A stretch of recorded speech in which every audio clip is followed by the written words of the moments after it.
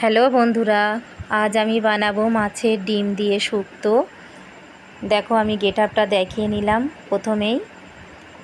তার জন্য লাগবে উচ্ছে ডাঁটা, সজনের ডাঁটা, কলা, বেগুন, আলু, মাছের ডিম, সব উপকরণ।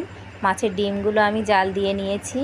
দেখো এবার উচ্ছেটা ভেজে নিয়ে নিলাম, ডাঁটা ভেজে নিয়েছি, সব কলা ভেজে নিয়েছি।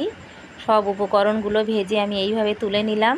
নিয়ে কড়াইতে তেল দিয়ে পেঁয়াজ কুচি দিয়ে লাল হয়ে গেলে তারপরে আলু বেগুনটা দিয়ে আমি কষিয়ে নিচ্ছি। নিয়ে একটু হলুদ গুঁড়ো দিয়ে দিলাম। দেখো হলুদ গুঁড়ো দিয়ে একটু লবণ দিয়ে একটু পানি দিয়ে দিলাম, দিয়ে ঢাকা দিয়ে দিয়েছি।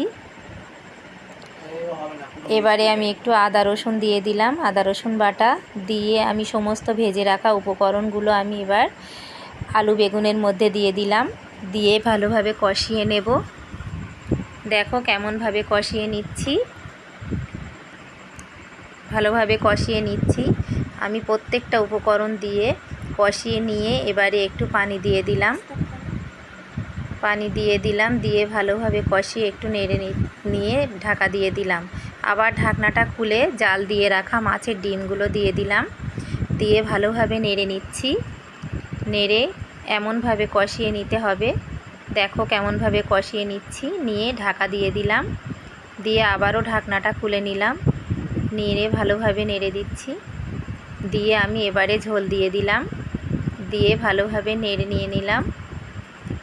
নিয়ে এবার একটু ঢাকনা দিয়ে দিলাম। দেখো ফুটে গিয়েছে।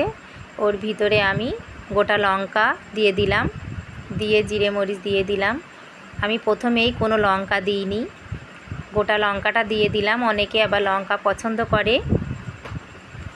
দেখো হয়ে গিয়েছে, কেমন হয়েছে দেখো, কত সুন্দর লাগছে। ভালো লাগলে লাইক কমেন্ট শেয়ার করো, একটু সাবস্ক্রাইব করো।